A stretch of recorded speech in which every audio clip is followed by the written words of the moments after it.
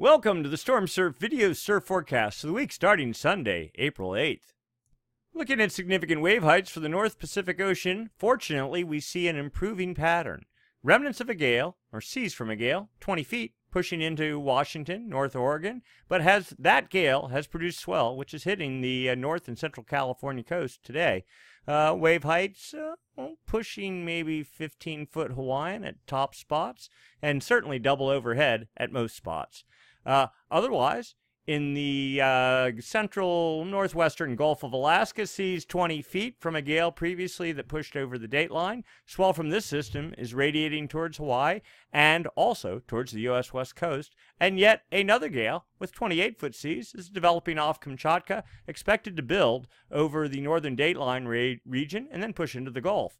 And that is just the start of the pattern. So a much improved situation is setting up swell-wise for the North Pacific Ocean. Let's get into the details. As usual, we'll start this week's tour looking at jet stream level winds. These winds up about 30,000 feet help support the formation of gales. When those gales form, help direct their track. We see, again, like we said before, an improved jet stream pattern. The jet is split, but by the time it reaches Japan, it consolidates into a single flow, ridging to the north. And that doesn't do a whole lot, but it's got winds, what's that, 1, 2, 3, 4, about 170 knots. Then it pushes over the North Dateline region, falls into a nice trough, and right there, that's what you're looking for. That supports a counterclockwise flow aloft and down at the surface, and that is the hallmark of low pressure. Of course, low pressure generates wind. Winds generate seas. Seas, as they radiate away from the fetch area, turn into swell, and swell, when it hits your beach, produces surf. So, for sure, right here, we have an area that looks supportive of gale development. What is that, 140 knot winds pushing into it? And that's right where you want the strongest winds, pushing down the western, southwestern quadrant of the trough. That's best for supporting storm development in the northern hemisphere. And also, you notice the jet is sort of ridging to the north here. Now, that doesn't do much in terms of snow for California, certainly for Oregon, Washington. The north side of the jet there is where the cold air is, warmer air to the south side, and precipitation typically right in the area where the jet is and a little bit north of there. But that's not our focus this evening. Anyway, as we get into Monday, the trough starts to pinch off, starts to fade, support for gale development dissipates, but we get a still good pocket here right of winds pushing right over the northern dateline region. There you go, look at that, another trough forecast to set up on Tuesday into Wednesday. That should support gale development, and yet another trough starts developing on the north dateline region on Wednesday. So there's one trough, there's another trough, and it looks like maybe yet another off Japan on Thursday, and sure enough, there you go. So, pretty good pattern, pretty big ridge here in the middle, a little bit of a split come Friday right on the dateline, but that's not too much of a concern. And then we get into Saturday, the trough starts fading here in the Gulf.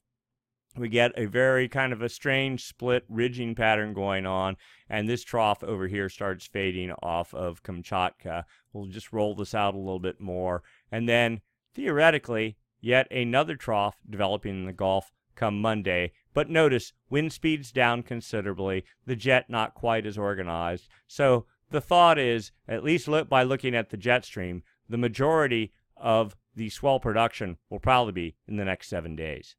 Next, we go down to the surface. Surface level wind, surface level pressure. We can see remnants of a gale here in that trough in the Gulf of Alaska. 35 knot winds generating, we saw that already, 20-foot seas right in this area. That's enough to push swell towards the U.S. west coast. New system developing off Kamchatka. Little tiny area, 45 knot winds, but that builds pushing over the northern dateline as we get into Monday. 40 to 45 knot winds. Now, notice the 45 knot winds for the most part are north of the Aleutians, landlocked inside the Bering Sea, but a broad fetch of 40 knot winds south of the Aleutians certainly get traction on the ocean surface, generate swell. That continues into Monday night, and then Tuesday, remnants of that system sort of fade, get merged with another developing low pressure system in the Gulf of Alaska. Broad area of 30 to 35 knot northwest winds building to 45 knots midday Tuesday, looking very solid, and another system setting up, pushing over the dateline, little tiny patch of 50 knot winds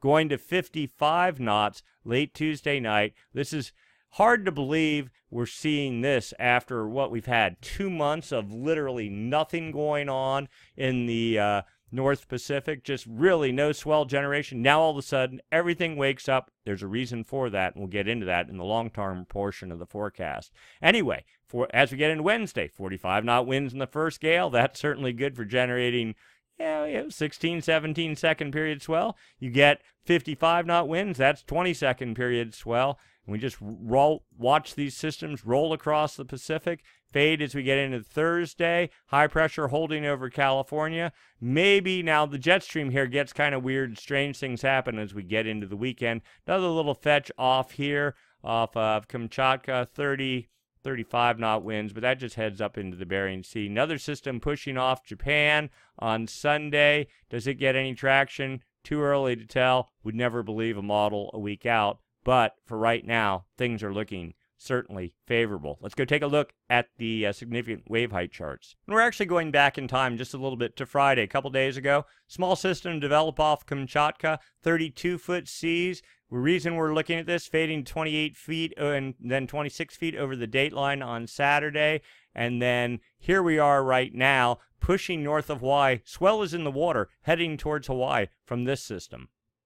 And this system we know is sitting in that trough in the Gulf of Alaska right now. And then new system pushing off Kamchatka. Anyway, the system here, now there's a secondary fetch that's forecast to develop up here, sort of more in the northern Gulf, but that'll push 20-foot seas towards the U.S. West Coast, good for probably 12, maybe 13 second period swell. It's the one on the northern dateline we're more interested in and the future interaction of these two systems.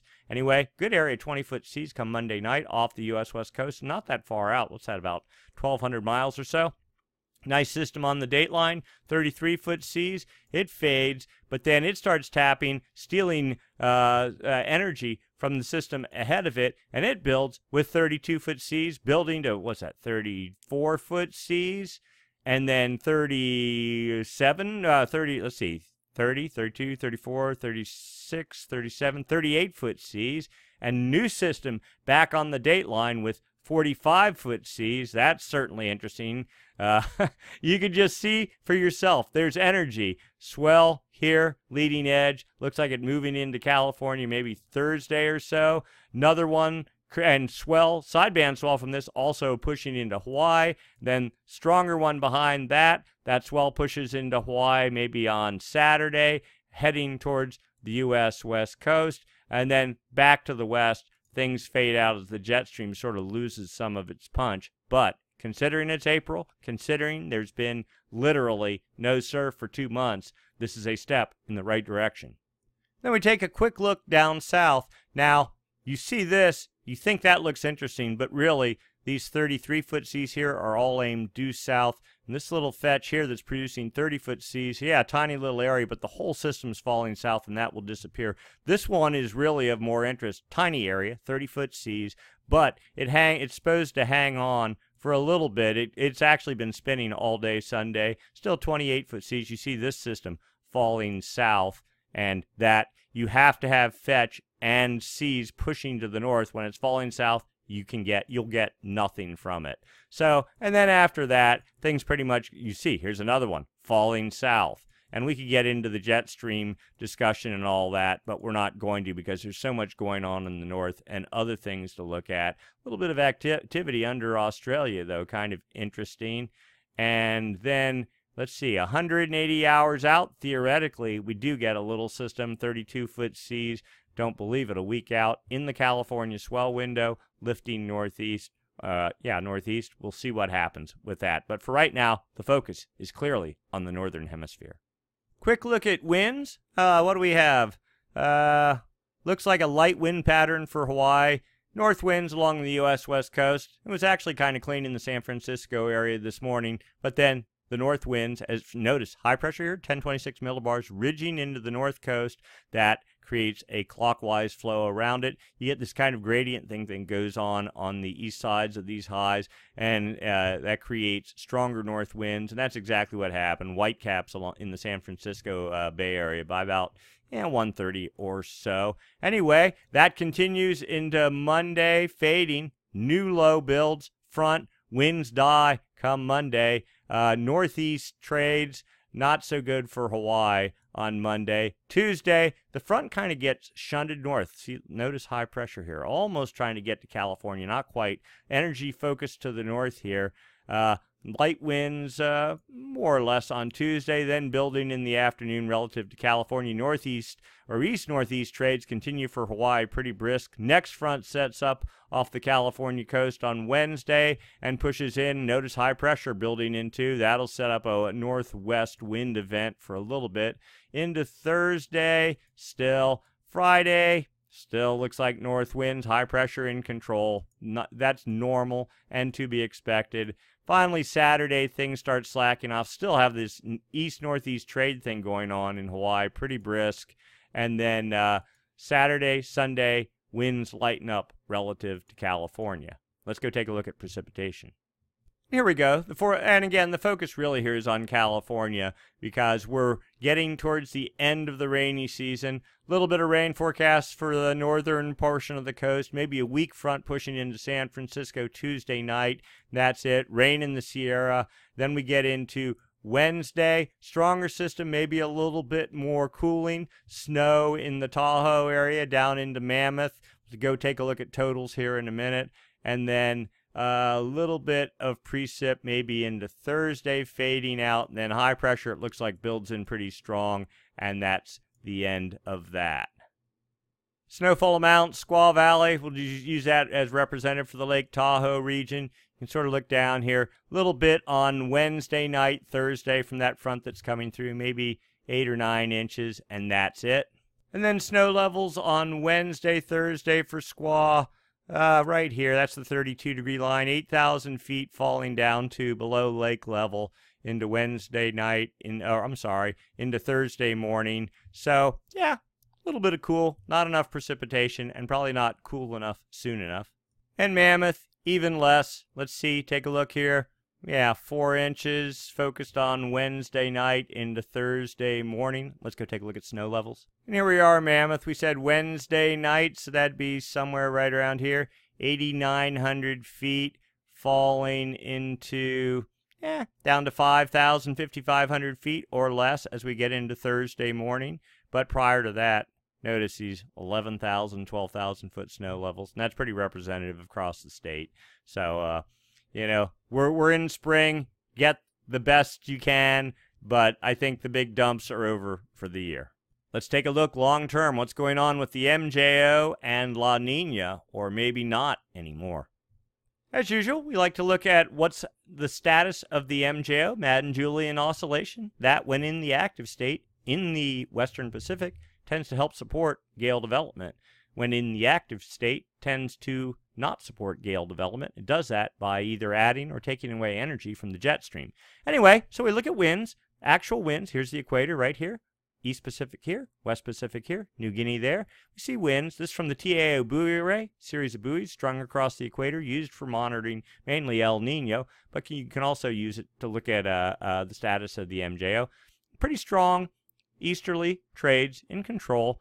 Maybe slightly weaker from about 170 east on, but probably not a whole lot. Not any clear indication of the active phase of the MJO.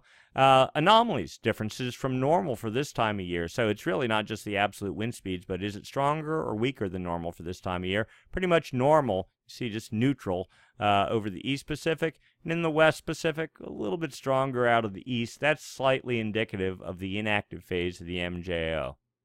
Quick look at wind anomalies of the past 5 days. We see strong westerly anomalies. Oh, let's do East Pacific here, South America, Mexico, Australia, Philippines. Kelvin wave generation area, the area that generates Kelvin waves, and we'll get into that. We've been through this a few times, so I don't think everyone needs the detailed tutorial. But basically this area from about 135 east on the equator out to about 170 west, 5 degrees north and south of the equator, looking for westerly anomalies, and that would be an indicator of the active phase of the MJO. We see that. You just sort of go down here, the 2nd April, 3rd, 4th. You see the pattern kind of breaking up as we get into the 6th, suggesting that the active phase of the MJO is dissipating. Now, you'd say, well, okay, the jet stream looks like it's pretty good right now. Yes, it is pretty good right now, but there's a bit of a delayed reaction between the time the actual winds fade out and that energy. It has to work its way through the jet stream. So that's what's going on this week. Last tail bit of energy from the active phase of the MJO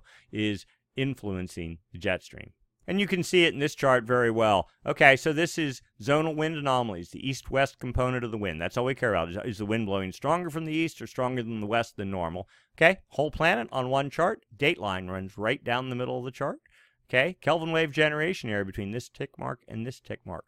Reds and yellows represent westerly anomalies, or the active phase of the MJO if it's strong enough. You can certainly see reds, pretty strong. Westerly winds a bit in control just about the whole month. Easterly anomalies here, just on the other side of the Kelvin wave generation area, have been slowly fading. Here's where we are right today. You notice westerly anomalies all but gone. Weak easterly anomalies forecast for the next week, indicative of the inactive phase of the MJO. Going long wave radiation forecast. So again, this is you can use it for monitoring the status of the active or inactive phase of the MJO. Reds indicate positive numbers, which mean high pressure, which mean a lot of sunlight reflectivity off the ocean surface, which typically means the inactive phase of the MJO. So you can see the active phase of the MJO right here, the blue, right on the date line. The last little bit of the so the active phase is over the date line. The inactive phase is over the West Pacific. So it's still sort of feeding the jet stream a little bit, but you can see here, and 5 days later, the active phase is to be gone. Inactive phase in control and building in the West Pacific. That will likely shut down the storm machine. This per the statistical model. The dynamic model is a little bit more positive, suggesting the inactive phase gets its footing for about 10 days or so, and then dissipates, and the active phase magically reappears back in the West Pacific.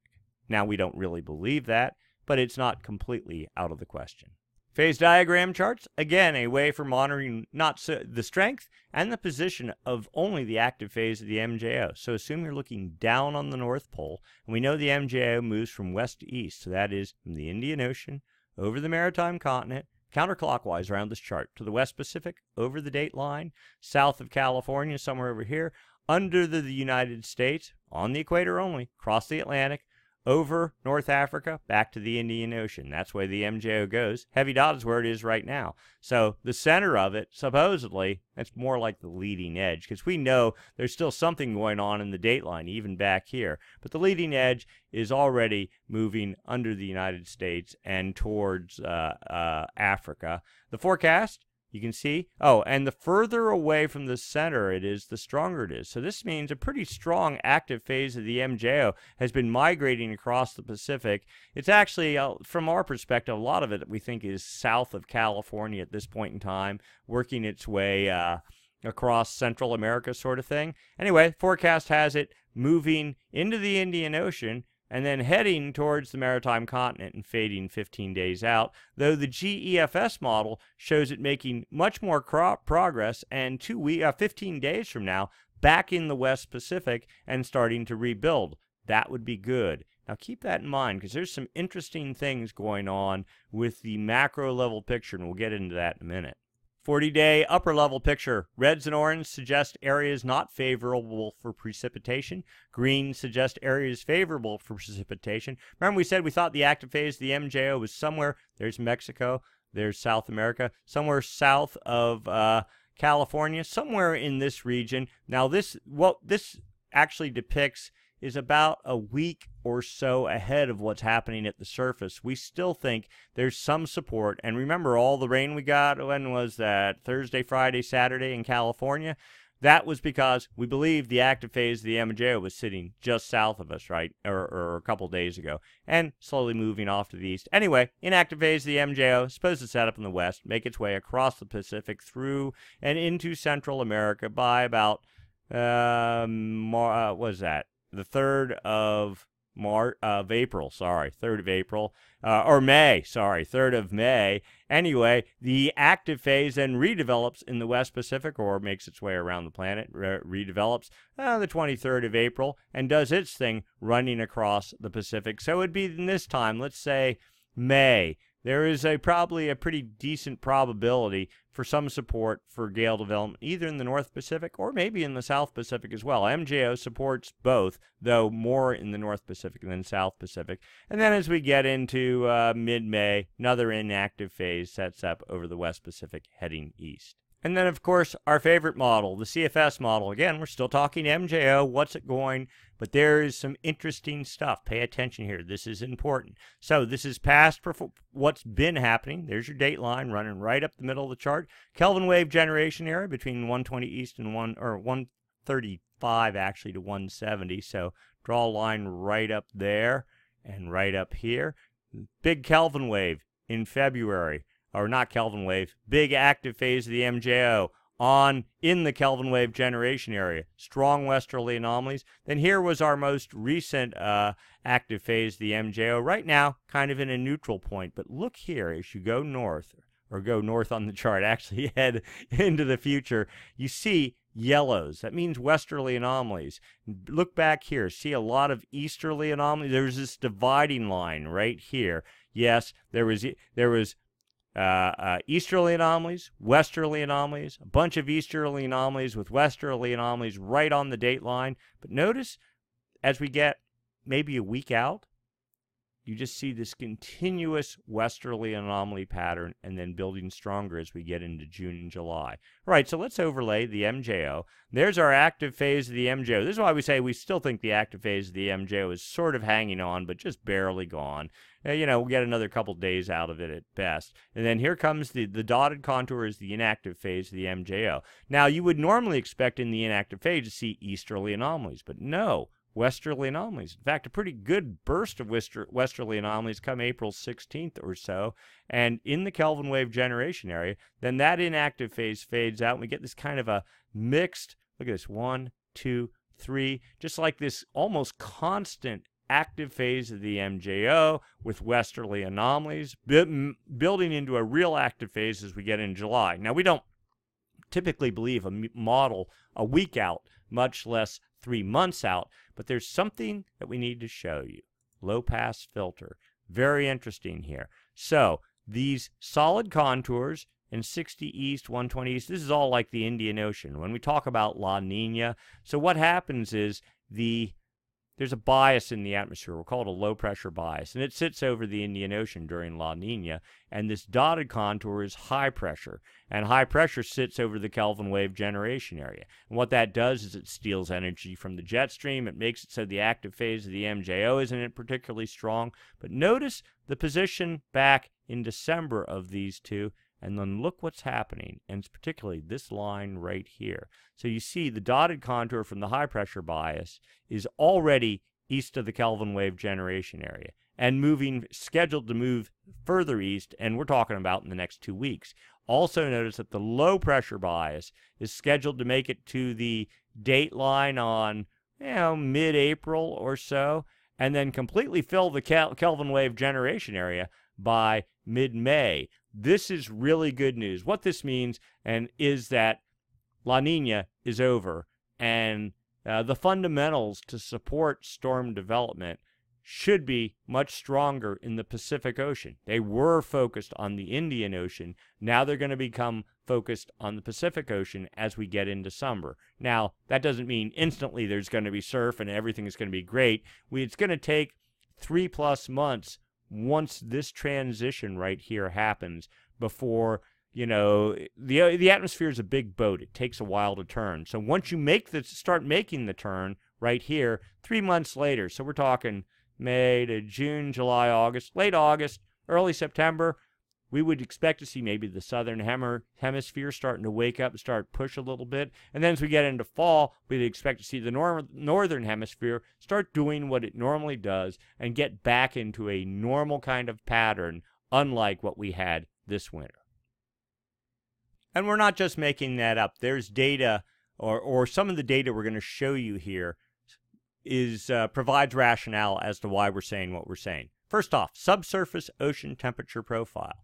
Okay, West Pacific here, East Pacific here. These are the anchor lines off the TAO buoy array strung across the equator from 2 degrees to 2 degrees north to 2 degrees south. Okay, and what you see is warm water in the west And this line here, the 28-degree isotherm, yeah, it's been holding steady on the dateline. It was actually a little bit west of the dateline. Notice a little bit of it trying to creep east. But the 24-degree isotherm is what we've been following. It was way up here at like, maybe 50 meters deep at best all winter long, and then dropping off. And so all your warm water was here. But all of a sudden, we've seen this. It's almost 100 meters deep now at 140 west. It's almost 75 meters deep at 125 west. And just right in this area is where it's still shallow. What we're seeing is warm water is starting to slosh back to the east. Now, what that means is trades, when they blow real hard at the surface, they take all the warm water here, push it off to the west, and that's called La Nina. And so you have cooler water here, warmer water in the West Pacific. When La Nina fades, the trades back off some, and so this warm water starts being able to migrate off to the east. Now, then when you get a strong active phase of the MJO, like what we just had, when was that, in February we're talking about, then you get literally this ball of warm water. You get westerly anomalies blowing here. That takes warm water that's here, and this is just anomalies, differences from normal, starts pushing it to depth, and it starts easing or oozing across, not at the surface, but down at depth across the Pacific. And this is what's called a Kelvin wave. And we have a pretty solid one right now. Slowly, it takes 3 months to make its way across the Pacific, but it's happening right now. Remember, even a couple, last week, we had 2-degree negative anomalies over here, 1-degree negative anomalies up here. They're all gone now. And what we see is warm water starting from the Kelvin wave, starting to breach at the surface at about between 110, 120 west. So that's just west of the Galapagos on the equator. And what we expect is this Kelvin wave, as it erupts to the surface, will completely wipe out the remaining cool surface waters of La Nina. Okay? And again, it's going to take a couple of months for all this to make its way across, so there'll be this change going on in the ocean. And remember, we said the high pressure, low pressure bias thing, that's all moving off to the east. The atmosphere is going to change with it, and that they talk about La Nina and El Nino when the ocean's coupled with the atmosphere, and that's what they're talking about. The ocean is responding to the change in the atmosphere. The atmosphere, in turn, will respond to the warm water buildup in the ocean, and then they'll be coupled, and then that will help usher in a stronger jet stream pattern, and then we'll be all set come the fall.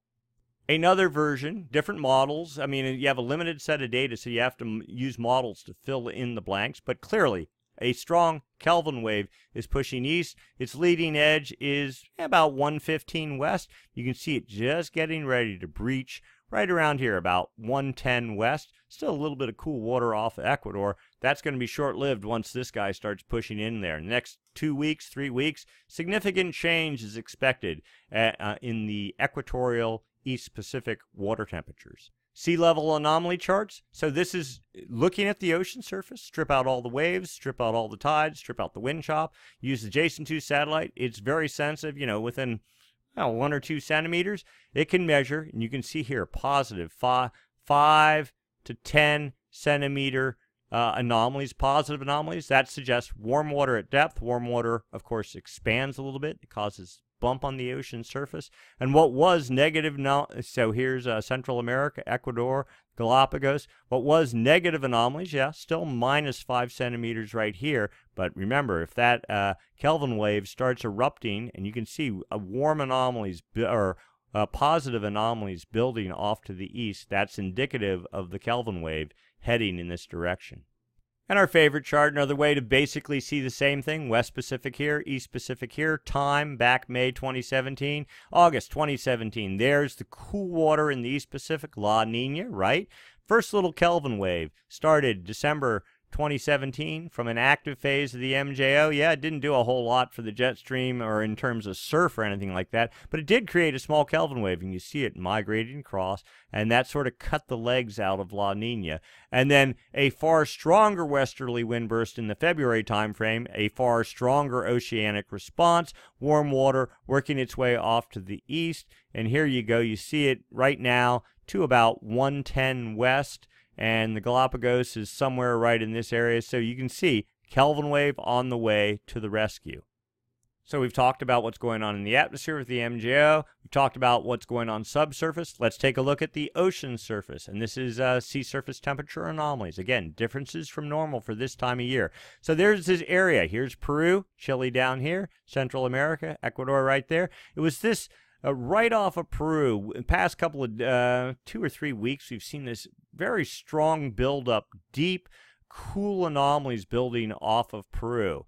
Okay, and we're going, where did that come from? What's going on? But we knew that subsurface, there was this massive Kelvin wave pushing under the ocean surface, pushing off to the east. And what it was really doing was squeezing the last of the cool water associated with La Nina to the surface. Well, that pool is just about tapped out. This is just even in the past 2 or 3 days, these temps have significantly started to warm up. The cool pool's fading. Now, the other real key point here is a couple of degrees north and south of the equator, right in this little box right here. There's the Galapagos from about, what is that, 95? Let's see, there's 90. Yeah, about 95 west out to about 110 west. See this building area of warm water right here? This has been here. It started last week, maybe the week before, and it's holding right now, but we expect this area to get much warmer as that Kelvin wave starts erupting to the surface right in this area. Now remember, trades are blowing hard here, right?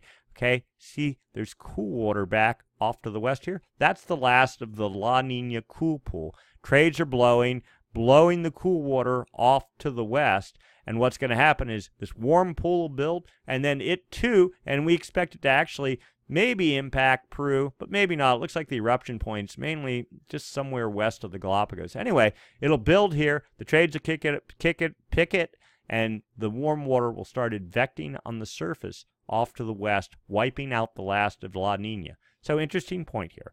The Kelvin waves are created by westerly anomalies on the surface, but they travel under the ocean surface. They erupt off in the East Pacific. Then, once on the surface, they get caught by the trades and then push back off to the west. Anyway, the point being, this area we expect to get much warmer. The official El Nino monitoring region is from 120 west out to about 170 west, okay? Right now, still cool waters in that area. But as the Kelvin wave erupts, as warm water builds on the surface, as the trades start driving those cool, warmer waters off to the west, the expectation is temperatures are going to start rising. But it'll probably take 2 to 3 months for that to happen. More data. 7-degree trend, water temperature trend. We were seeing blues along here, meaning cooling trend. That's all gone. The last cool water associated with La Nina has been squeezed out by the Kelvin wave along the Peruvian coast and is pretty much gone. But notice this. Much warming building here around the Galapagos and west of the Galapagos. This is the area we think that is the eruption point for the Kelvin wave that's heading our way. And then finally, sea surface temperature anomalies, just sort of the backed off view. There's the last little bit of that cool water getting squeezed out along Peru. And here's the last little bit of La Nina's cool pool. Now, it was much deeper, much cooler, even 3 or 4 weeks ago. That's all gone now.